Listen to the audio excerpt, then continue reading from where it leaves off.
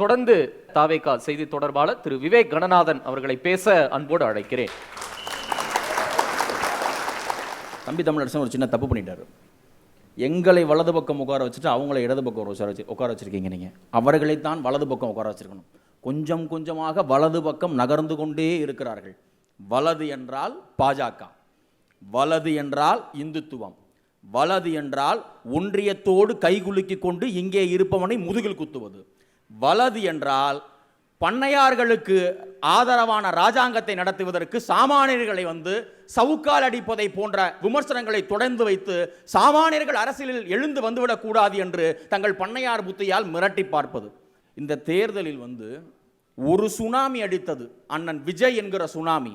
அந்த ஒரு சுனாமியில் ஆழ்வார்பேட்டையில் கூட்டுக்குழுவாக சேர்ந்து இவர்கள் நடத்திய ஒதுங்க தொடங்கியவர்கள் இப்பொழுது அம்பாசமுத்திரத்தில் போய் கரை ஒதுங்கி இருக்கிறார்கள். இன்னும் கொஞ்ச நாள்ல வந்துடும் அபிஷியலா இவர்கள் அம்பாசமுத்திரத்தில் எப்படி கரை ஒதுங்குறாங்கிற செய்தி வந்துடும்.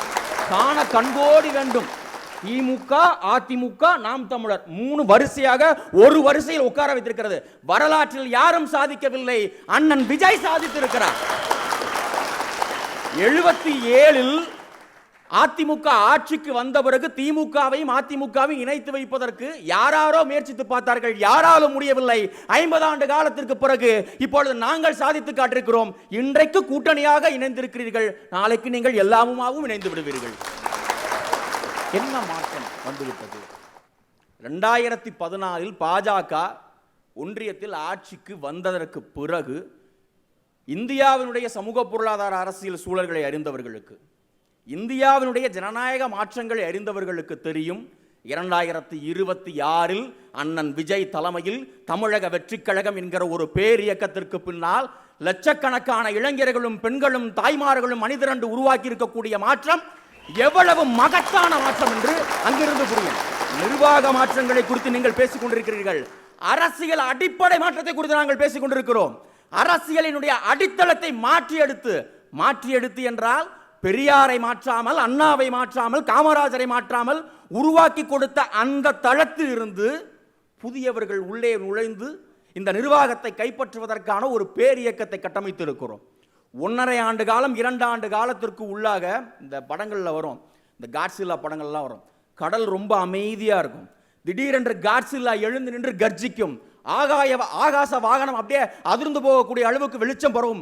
அதுபோல் அமைதியாக இருந்த விஜய் மக்கள் இயக்கம் என்கிற ஒரு அமைப்பு 2 ஆண்டு காலத்திற்குள் எழுந்து நின்று 1.25 கோடி வாக்குகளை பெற்றிருக்கிறது என்றால் இதை விட மிகப்பெரிய அரசியல் மாற்றத்தை உங்களால் எப்பொழுது பார்க்க முடியும்? இல்ல, ஒரு கவர்ச்சி மாயாஜால சுனாமி நடந்துருச்சு, மக்கள் அதுல இருந்து மீண்டு வந்துருவாங்க. எங்கள் தலைவர் கவர்ச்சியோடு அந்த மாயாஜாலத்தை செய்தார்கள் என்றால், கவர்ச்சி இல்லாததால் நீங்கள் மாயாஜாலத்துக்கு பலியாகி போனீர்கள். உங்களிடம் கவர்ச்சியும் கிடையாது, உங்கள் முன்னோர்கள் கொடுத்து விட்டு போன கொள்கையும் கிடையாது, கொள்ளையடித்த பணம் மட்டும்தான் இருக்கிறது. கிளுகிழப்பைய காட்டி குழந்தை ஏமாத்துற மாதிரி ஏமாத்திட்டாங்க. அது தாய்கிட்ட திரும்பி வந்துதான் தீரணும். கண்டிப்பா திமுக அது தாயிடம் இருந்து தப்பித்து வரவில்லை, பேயிடம் இருந்து தப்பித்து வந்திருக்கிறது, ஊழல் பிசாசுகளிடமிருந்து தப்பித்து வந்திருக்கிறது. எங்கே இந்த பிசாசு இன்னமும் பிடித்துக் கொண்டிருந்தால் அடுத்த 25 ஆண்டு காலத்துக்கான தமிழ்நாட்டினுடைய சமூக பொருளாதார நலன்களை காவு வாங்கி தங்கள் குடும்பத்தினுடைய குடும்ப பிள்ளைகளுக்காக எதிர்கால தமிழ் பிள்ளைகள் வாழ்க்கையை அழித்து விடுவார்கள் என்ற அச்சத்தில் தப்பித்து ஓடி வந்திருக்கிறது. அரவணைத்துக் கொள்வதற்கு தாய் அன்போடு எங்கள் அண்ணன் விஜய் இருக்கிறார். 1967இல் தமிழ் சமூகத்துக்கென்று ஒரு மகத்தான அறிவு புரட்சியை, உலகம் முழுவதும் நடந்து கொண்டிருந்த நவீன ஜனநாயக மாற்றத்தை ஒரு மாநில அரசியல் கட்சியாக உள்வாங்கி பேரறிஞர் அண்ணா சமைத்துக் கொடுத்தார் என்றால் அன்று அறிவு மாற்றம் தேவைப்பட்டது. அதனால் பேரறிஞர் அண்ணா அந்த மாற்றத்தை கையில் எடுத்தார். இன்று அன்பு மாற்றம் தேவைப்படுகிறது. சாமானியர்கள் மீது கருணை, எளியவர்கள் மீது கருணை, ஏதும் இல்லாதவர்கள் மீது கருணை, எந்த பின்புலமும் இல்லாதவர்கள் மீது கருணை. அதனால் அன்று பேரறிஞர் அண்ணா எழுந்தார், இன்று பேர் அன்பின் அண்ணாவாக எங்கள் தலைவர் விஜய் அவர்கள் எழுந்திருக்கிறார். இன்றைக்கு நீங்க பேசுற விமர்சனம் எதையுமே தேர்தலுக்கு முன்னாடி நீங்க பேசலையா? எல்லா விமர்சனமும் எங்கள் மீது வைக்கப்பட்டது, எல்லா பழியும் எங்கள் மீது போடப்பட்டது. கொலைகார பழி சுமத்தப்பட்டவர்கள் எங்க தலைவர் மீது கொலைகார பழி சுமத்தினீர்கள். எங்களை ஆதரித்த பெண்கள் மீது வேசி பட்டம் கட்டினீர்கள். சமூக வலைதளங்களில் நாங்கள் அனுபவித்த உளவியல் சித்திரவதை என்பது இத்தனை ஆண்டு காலத்தில் எந்த கட்சியும் எந்த அமைப்பும் எதிர்கொள்ளாத சித்திரவதை. அத்தனை சித்திரவதையும் மீறி இந்த பிள்ளைகள், இந்த தலைவன், இந்த இயக்கம் தான் ஆட்சியில் இருக்க வேண்டும் என்று கொடுத்திருக்கிறார்கள் என்றால் அதற்கு பெயர் கவர்ச்சி அல்ல, இது ஒரு தலைமுறையினுடைய நம்பிக்கை. ஒரு தலைமுறையின் நம்பிக்கை. 67 நடந்தது ஒரு தலைமுறை மாற்றம். அந்த தலைமுறை மாற்றம் போதவில்லை என்கிற பொழுது 77 நடந்தது. 50 ஆண்டு காலம் அமைதியாக இருந்த தமிழ்நாடு உருண்டு திரண்டு எழுந்து மீண்டும் அதே பெரியார் பாதையில், அதே அண்ணா பாதையில், அதே காமராஜர் பாதையில் இனி பயணிப்பதற்கு திமுகவுக்கும் அதிமுகவுக்கும் தகுதி இல்லை. எடப்பாடி பழனிசாமிக்கும் ஸ்டாலினுக்கும் தகுதி இல்லை. இந்த மனிதனுக்குத்தான் தகுதி இருக்கிறது என்றுதான் எங்கள் அண்ணன் விஜய் அவர்களுக்கு அந்த பொறுப்பை கொடுத்திருக்கிறார்கள். இப்ப ஆளுநர் பாதையில போயிட்டாரு விஜய். ஆளுநர் என்ன சொன்னாலும் கேட்கிறாரு அப்படின்னு சொல்றாங்க, கையெழுத்து போடுறாருங்கிறாங்க. என்ன சொல்றீங்க?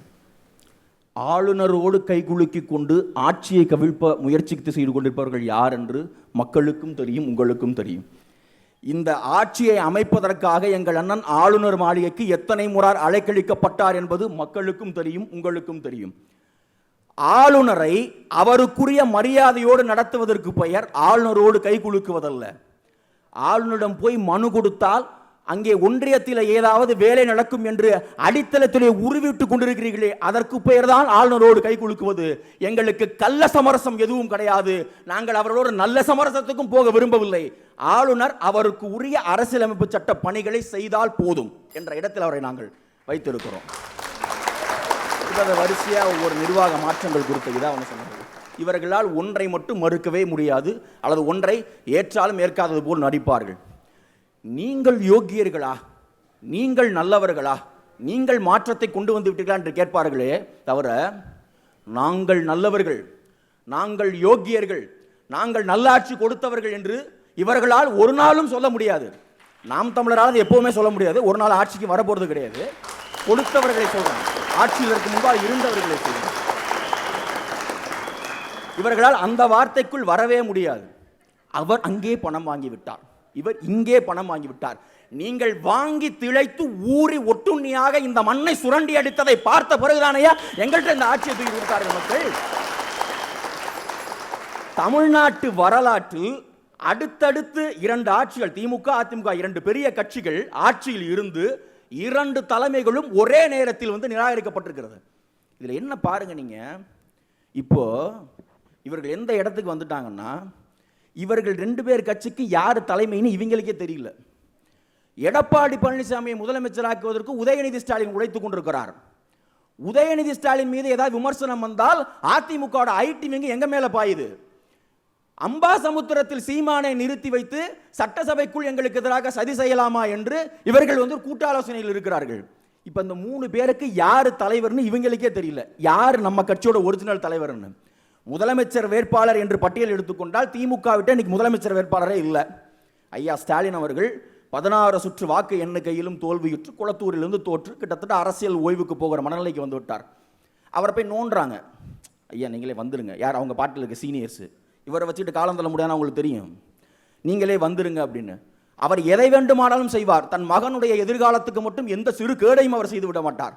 மகனுடைய எதிர்காலத்துக்காக ஆட்சியை இழந்தார், மகனுடைய எதிர்காலத்துக்காக தன்னுடைய எம்எல்ஏ பதவியை இழந்தார், மகனுடைய எதிர்காலத்துக்காக தன்னுடைய அரசியல் வாழ்க்கையை ஒட்டுமொத்தமாக இழப்பதற்கும் தயாராகிவிட்டார். இப்ப உதயநிதி ஸ்டாலினுக்கு ஒரு சங்கடம் இருக்கு. அவரை முதலமைச்சர் வேட்பாளர் சொன்னா ஒரு பயிலும் ஏத்துக்க மாட்டான். இப்ப திமுகவுக்கும் அதிமுகவுக்கும் பொது முதலமைச்சர் வேட்பாளர் யார் தெரியுமா? எடப்பாடி பழனிசாமி. இனிமே தமிழ்நாட்டில் போஸ்டர் எடுத்து ஒட்ட வேண்டும் என்றால் எடப்பாடி பழனிசாமியுடைய உண்மை தொண்டர் உதயநிதி ஸ்டாலின், எடப்பாடி பழனிசாமியுடைய உண்மை விசுவாசி உதயநிதி ஸ்டாலின், எடப்பாடி பழனிசாமியை ஆட்சியில் அமர வைக்க போகிற முன்கள தளபதி உதயநிதி ஸ்டாலின். இந்த காட்சிகளையும் நாம் பார்க்க தான் போகிறோம். ஆளுநர் மாளிகையில் நீங்கள் நடத்திய காட்சிகளை மக்கள் ஏற்கனவே அறிந்து விட்டார்கள். நீங்கள் மக்களுக்கு முன்னால் முழுமையாக அம்பலப்பட போகிற நாட்கள் வெகு தூரத்தில் இல்லை என்று சொல்லி முதல் வாய்ப்புக்கு நன்றி சொல்லி விடைபெறுகிறேன். வணக்கம். நன்றி விவேக் கணநாதன்.